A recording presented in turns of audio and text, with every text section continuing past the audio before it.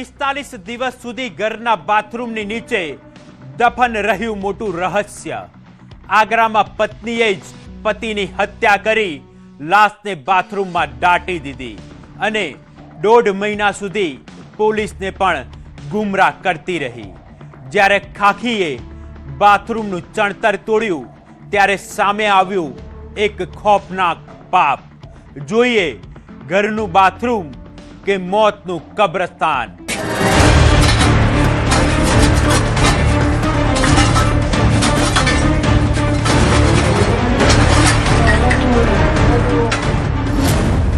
ગુમ થયાની ફાઇલ, ઘરમાં દફનાયેલું રહસ્ય,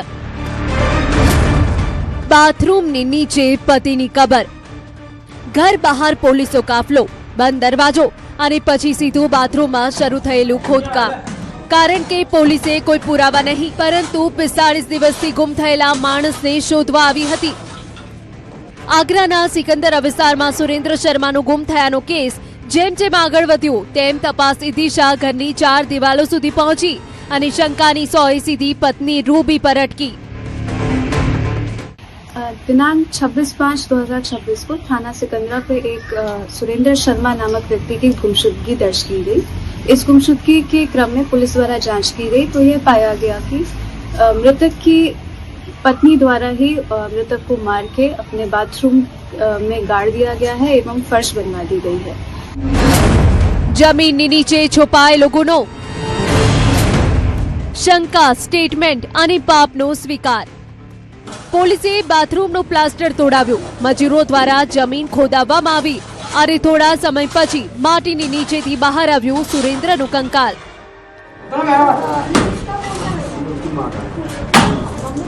ये इससे नीचे भी गड्ढा खोदा था क्या? नहीं।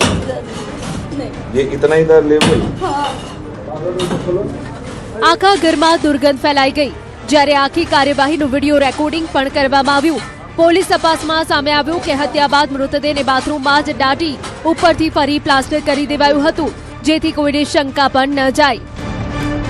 पुलिस द्वारा विधिक कार्रवाई करते हुए बाथरूम की फर्श तोड़ी गई एवं शव को बरामद किया गया। शव को पंचायतनामा करके पोस्टमार्टम हेतु मॉर्चरी भेज दिया गया है और अभियुक्ता को जो कि मृतक की पत्नी है उनको हिरासत में लेकर पूछताछ की जा रही है। 45 દિવસ બાદ ખુલ્યું રહસ્ય,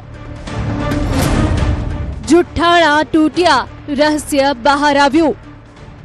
લગભગ 1.5 મહિના સુધી પરિવાર અને પોલીસે અલગ અલગ વાતો કહી ભટકાવવામાં આવ્યા પરંતુ મૃતકના ભાઈને પત્નીના નિવેદનોમાં વિરોધાભાસ દેખાયો। બેંક ટ્રાન્ઝેક્શન સહિતની વિગતો ચકાસતા શંકા વધુ મજબૂત બની અને સતત પૂછપરછ બાદ આખરે સત્ય બહાર આવ્યું। मैंने फिर सुबह मुझे अपना कन्वेंस किया। मैंने उससे पूछा, मैंने कि कहाँ है? बोले यहीं है घर पे। मैंने घर पे कहाँ? बोली बाथरूम में। मैंने बाथरूम में जाके देखा लेकिन मुझे कुछ मिला नहीं तो मैंने कहा बाथरूम में तो है नहीं। मैंने क्या बताना चाह रही है? बोली है बाथरूम में लेकिन बाथरूम में जमीन के नीचे है। मैंने कि जमीन के नीचे मैंने कि गाड़ दिया है? बोली हाँ। બાથરૂમ બન્યું હત્યાનો પુરાવો। પોલીસે આરોપી પત્ની રૂબીને કસ્ટડીમાં લઈ વધુ શરૂ કરી છે તપાસ। પ્રાથમિક તપાસ મુજબ ઘરેલું વિવાદ અને પત્ની અવારનવાર દારૂ પીને રૂબીને મારતો હોવાથી હત્યા કરવામાં આવી હોવાની કબૂલાત કરી છે। જો કે આ હત્યાકાંડમાં અન્ય કોઈની સંડોવણી છે કે નહીં તે દિશામાં પણ તપાસ આગળ વધી રહી છે। ત્યારે મહત્વનું છે એક વાત સ્પષ્ટ છે, 45 દિવસ સુધી ગુમ થયાનું રહસ્ય જે બાથરૂમની જમીન નીચે દટાયેલું હતું, જ્યાં પતિ દફન હતો ત્યાં જ પત્ની નહાતી અને શૌચ કરતી। પગ નીચે પતિની લાશ પર રોજિંદુ કામ કરનારી રૂબીનો પ્લાન આખરે કાયદાના ખોદકામ સામે ટકી શક્યો નહીં। આગ્રાથી આમિર કુરેશી, ન્યૂઝ 18। મિત્રતાનો નકાબ અને પાછળ છુપાયેલો મોતનો ખોફનાક ખેલ। દેવભૂમિ દ્વારકાના જામ ખંભાળિયામાં માત્ર 35 તોલા સોનાની લાલચે એક વેપારીની સનસનીખેજ હત્યા કરવામાં આવી। પોલીસે ગણતરીના કલાકોમાં જ આ મર્ડર મિસ્ટ્રીનો પર્દાફાશ કર્યો છે। જુઓ special crime report golden trap, કેવી રીતે મિત્ર જ બન્યો કાળ।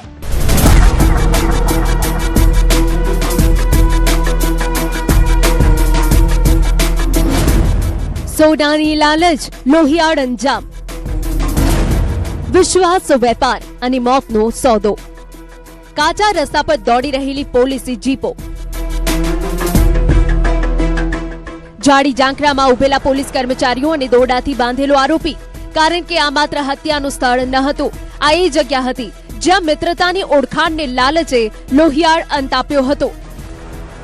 દેવભૂમિ દ્વારકાના જામખંભાળિયાના શાકભાજીના વેપારી આસિફ લાખા નામના વ્યક્તિની હત્યા પાછળ કોઈ અંગત દુશ્મની નહીં, પરંતુ ગળા અને હાથમાં પહેરેલા સોનાના દાગીનાની લાલચ જવાબદાર હતી. વિરમદળ ગામ ખાતે ગત તારીખ 1/7/2026ના રોજ એક મૃતદેહ મળી આવ્યો હતો, જેનું આઈડેન્ટિફિકેશન કરતાં તે મૃતદેહ આસિફ ઉસ્માણભાઈ લાખાનો હતો.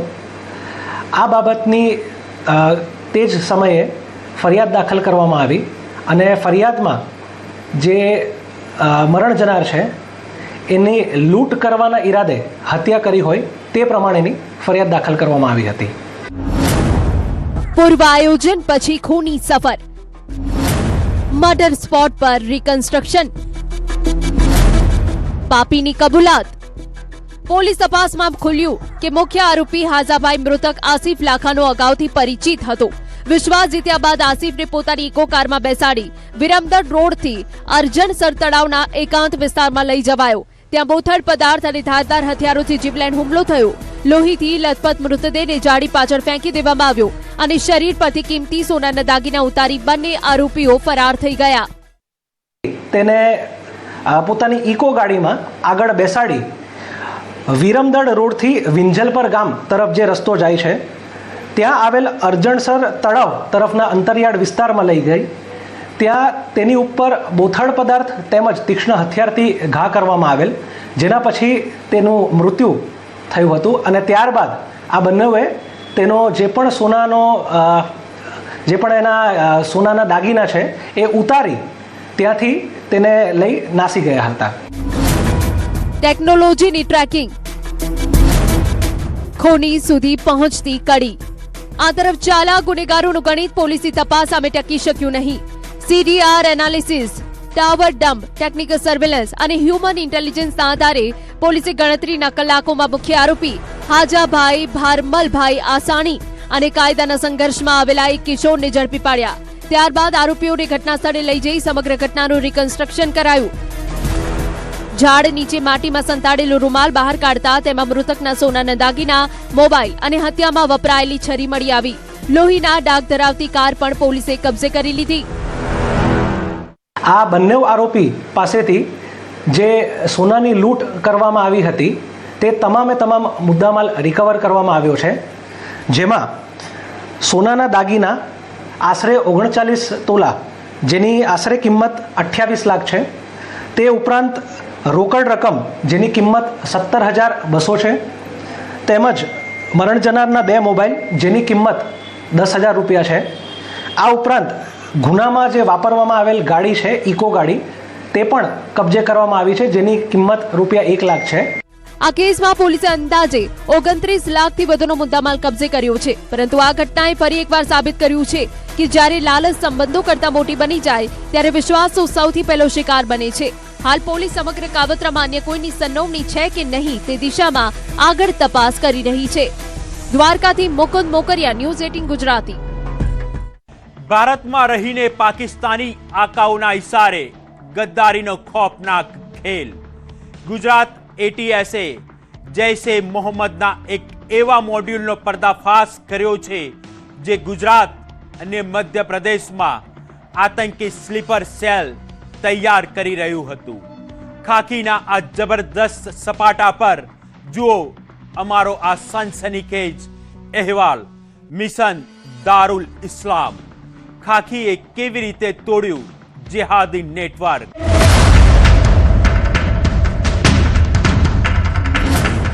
ગુજરાતમાં સ્લીપર સેલ, પાકિસ્તાની આકાઓ સાથે કનેક્શન, સીમા પારથી સૂચના, અંદરથી સક્રિય નેટવર્ક. ATS ઓફિસર પગથિયા પર બેઠેલા ચહેરાઓ માત્ર આરોપીઓ નથી. તપાસ મુજબ તેઓ એવા શંકાસ્પદ તત્વો છે જેઓ દેશની અંદર રહીને વિદેશી આતંકી સંગઠનના વિચારોને મૂળ આપવાનો પ્રયાસ કરી રહ્યા હતા. ગુજરાત એટીએસની તપાસમાં ગુજરાત અને મધ્યપ્રદેશમાંથી કુલ 8 શંકાસ્પદ આરોપીઓ ઝડપાયા છે, જેમાં બિલાલ મોહમ્મદ સઓ અમાર ઘાઘા, મોહમ્મદ અબ્દુલ સઓ રહેમાન સાવડી, મોહમ્મદ અમીન શેરા, मुफीद फौजान सो इस्माइल दाऊआ, जकारिया दुरानी सो मोहम्मद अमार घाघा, मुदस्सिर ओ अब्दुल्ला गाजीवाड़ा, इब्राहिम सहो मोहम्मद हुसैन घाघा, अहमद सहो अब्दुल्ला गाजीवाड़ा। तपास मुजब तेओ प्रतिबंधित आतंकी संगठन जैश ए मोहम्मद थी प्रभावित थई દારૂલ ઇસ્લામ ગુજરાત જૈશ એ મોહમ્મદ નામનું ગુપ્ત નેટવર્ક ઉભું કરી વિશ્વાસપાત્ર લોકોને જોડવાના પ્રયાસમાં હતા। કોઈ પણ એવા માણસ જેને ઉપર એને કમ્પ્લીટ ભરોસો ના હોય કે આ જિહાદના પ્રતિ જજ્બો રાખે છે એવા કોઈ માણસને પણ એ લોકોએ બાયત દાવા નહીં આપતા હતા। એમાં આ લોકો 8 આરોપીઓ છે। દરેક માણસની જે પ્રેઝન્સ છે સોશિયલ મીડિયા ઉપર કે રેડિકલ લાઈન ઉપર જવાની આ સમયાવધિ અલગ અલગ છે।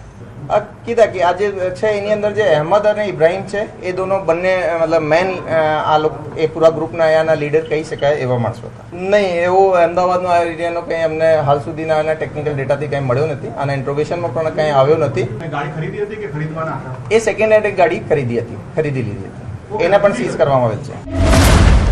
પાકિસ્તાની ફંડિંગ અને જેહાદી પુસ્તકોનું ગુજરાતી કનેક્શન, પાકિસ્તાની હેન્ડલર ગુજરાત સુધી પહોંચેલી કડી। તપાસમાં સામે આવ્યું છે કે અહમદ અને ઇબ્રાહિમ સીધા પાકિસ્તાની હેન્ડલરોના સંપર્કમાં હતા। એટીએસ મુજબ આ બંનેને વિદેશથી સૂચનાઓ મળતી હતી અને તેમના માધ્યમથી સ્થાનિક સ્તરે કટ્ટરપંથી વિચારધારાનો પ્રચાર કરવામાં આવી રહ્યો હતો। મહેસાણા બનાસકાંઠા હાઈવે પરથી બંનેને ઝડપી લેવામાં આવ્યા બાદ મોબાઈલ ફોનમાંથી મળેલા ડિજિટલ પુરાવાએ આખા નેટવર્કનો મહત્વનો ભેદ ઉઘાડ્યો। ये 8 के 8 आरोपियों को अलग अलग जगह से डिटेन किया गया। इन सब लोगों को जब चेक किया गया तो इनके फ़ोन से ये साबित होता है कि ये लोग जैश ए मोहम्मद से जुड़े हुए थे। इन्होंने अपनी अलायंस इनके साथ में प्रूव करने के लिए मसूद अजहर के नाम से लेटर्स भी लिखे हैं। इन्होंने बहुत सारे जो रेडिकल मटेरियल है जो मसूद अजहर की खुद की लिखी हुई किताबें वगैरह हैं उनका गुजराती ट्रांसलेशन किया है ताकि ये गुजरात में ज़्यादा से ज़्यादा इसका प्रचार प्रसार कर सकें।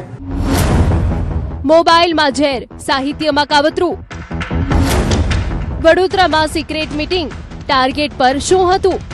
તપાસ દરમિયાન મોબાઈલમાંથી જેહાદી સાહિત્ય, ઓડિયો વિડીયો, પાકિસ્તાનમાં છપાયેલા પુસ્તકો, મસૂદ અઝહરને લખાયેલા પત્રો, જૈશના ઝંડા અને ઉર્દુમાંથી ગુજરાતી ભાષામાં અનુવાદ કરાયેલ કટ્ટરપંથી સાહિત્ય મળી આવ્યું છે।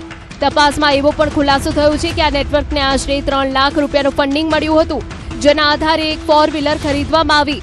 તેનો ઉપયોગ ભવિષ્યમાં લોજિસ્ટિક સપોર્ટ માટે થવાનો હતો। આ તરફ આ ગેંગમાં સામેલ કરવાની પ્રક્રિયા પણ અનોખી હતી, જેની પર વિશ્વાસ બેસે તેને જ તેઓ કોર ગ્રુપમાં કરતા સામેલ। ये सभी आरोपियों हैं जिनके के नाम अहमद अब्दुल गाजीवाला, इब्राहिम मोहम्मद हुसैन घाघा, मुदस्सिर अब्दुल्ला गाजीवाला, जकरिया दुरानी, मोहम्मद अमार घाघा, मुफ्ती फौजान इस्माइल दऊआ, मोहम्मद अमीन शेरा, मोहम्मद अब्दुल रहमान साउदी, बिलाल दुरानी, मोहम्मद अम्मार घाघा। કોર ગ્રુપ વિશ્વાસ પછી જ પ્રવેશ। એટીએસ મુજબ આ લોકો કોઈ પણ વ્યક્તિને સીધો પોતાના નેટવર્કમાં સામેલ કરતા ન હતા। લાંબા સમય સુધી ચકાસણી કર્યા બાદ માત્ર વિશ્વાસપાત્ર વ્યક્તિઓને જોડવામાં આવતા હતા। 2 દિવસ પહેલા વડોદરામાં કાશ્મીરથી આવેલા એક વ્યક્તિ સાથે થયેલી મુલાકાતની કડી પણ હવે તપાસના કેન્દ્રમાં છે। હા, પાકિસ્તાનના અમને ટેલી સિલેક્ટર્સ આઈડેન્ટિફાયર મળ્યા છે। એમાં પ્રારંભિક રીતે એનો પરિચય અબ્દુલ્લા સાહેબ તરીકે એ લોકો લેતા હતા અને એના વતીએ એ લોકોએ 2-3 મહિના પહેલા વડોદરાની અંદર એક કાશ્મીરથી આવેલા માણસ સાથે મીટિંગ પણ કરેલ હતી। જે જૈશ એ મોહમ્મદનો હેડ છે અને એના ઘણા બધા વિડીયોઝ, એના બયાનો એ બધું સાંભળતા હતા। હાલ તમામ આરોપીઓના રિમાન્ડ મેળવી એટીએસે સમગ્ર નેટવર્કની કડીઓ તપાસવાનું શરૂ કર્યું છે। તપાસ એ દિશામાં પણ આગળ વધી રહી છે કે આ નેટવર્ક સાથે અન્ય કોણ જોડાયેલા હતા, કોને પ્રેરિત કરવામાં આવ્યા હતા અને તેનો અંતિમ હેતુ શું હતો। દેશ વિરોધી કાવતરા માત્ર સરહદ પરથી જ નહીં પરંતુ અંદર છુપાયેલા સંપર્કો દ્વારા પણ ઘડાતા હોય છે અને આવા દરેક પ્રયાસ સુધી કાયદાનો હાથ પહોંચે એ જ સુરક્ષાની સૌથી મોટી કડી છે. અમદાવાદથી નવીન ઝા, ન્યૂઝ 18 ગુજરાતી. સમાચાર અમરેલીથી પ્રાપ્ત થઈ રહ્યા છે. સાવરકુંડલા પંથકમાં મુશળધાર વરસાદથી મુશ્કેલી સર્જાઈ છે. વરસાદના કારણે સાવરકુંડલાના ગીણિયામાં દિવાલ ધરાશાયી થતા એક મહિલા દબાઈ. કૈલાશબેન સકુરભાઈ માંગુડા નામના 40 વર્ષીય મહિલા દબાયા. રસોઈ કરતી વેળાએ દિવાલ ધરાશાયી થતા મહિલા દબાયા હોવાના સમાચાર. અતિ ગંભીર હાલતમાં હોસ્પિટલ ખસેડવામાં આવ્યા છે. મુશળધાર વરસાદથી મુશ્કેલીઓ અપરંપાર જોવા મળી રહી છે, કેમ કે વારંવાર દુર્ઘટનાઓ સર્જાતી અટકાતી નથી. ગીણિયા ગામમાં દિવાલ ધરાશાયી થતા મહિલા દબાયા છે. અતિ ગંભીર હાલતમાં તેમને હોસ્પિટલમાં ખસેડવામાં આવ્યા છે. અમદાવાદમાં આગામી 16 જુલાઈએ ભગવાન જગન્નાથની રથયાત્રા યોજાવાની છે. રથયાત્રા પહેલાની વિધિ માટે ભગવાનના વાઘા તૈયાર કરાયા છે. અમદાવાદના મોઢવાડાની પોળમાં રહેતા સુનિલભાઈ સોની ભગવાનના વાઘા બનાવી રહ્યા છે. સુનિલભાઈ છેલ્લા 23 વર્ષથી ભગવાનના વાઘા તૈયાર કરી રહ્યા છે. ભગવાન જગન્નાથ, ભાઈ બલભદ્ર અને બહેન સુભદ્રા માટે બનારસી સિલ્ક, કલકત્તી સિલ્ક અને વેલ્વેટના કાપડમાંથી વાઘા તૈયાર કરાયા છે. ટીકી વર્ક, રેશમ વર્ક, કશ્યપ વર્ક અને ડાયમંડના અદ્ભુત ડિઝાઇન સાથેના વસ્ત્રો તૈયાર કરાયા છે. પિંક કલરમાં સોનેરી વર્ક કરવામાં આવ્યું છે, જે ભક્તજનોને આકર્ષકનું કેન્દ્ર રહેશે. મિરર વર્કની બોર્ડર મૂકેલી છે ખાસ ભગવાનને, અને અમાસના દિવસે ભગવાન આવશે ત્યારે મિરર વર્ક છે, અંદર મલ્ટી કલરની ડિઝાઇન છે. પછી વેલ્વેટ ઉપર છે, મખમલ ઉપર રેશમ વર્ક, દોરી વર્ક, અને ખાસ કરીને જે ભગવાન નગર યાત્રા નીકળે, ભગવાન બધાના મન મોહી લે. જગન્નાથ છે તો બધા ભક્તોના પણ મન મોહી લે ને આપણને બધાને ખૂબ જ આનંદ થાય, ભક્તોને પણ. એવી રીતે લાઇટ પિંક કલર કરેલો છે કે ભગવાન બધાનું જીવન ગુલાબી ગુલાબી કરે, એવી ભાવના સાથે આપણે ગુલાબી કલર છે. રોકાઈશું એક બ્રેક માટે. આપ જોતા રહો ન્યૂઝ 18 ગુજરાતી.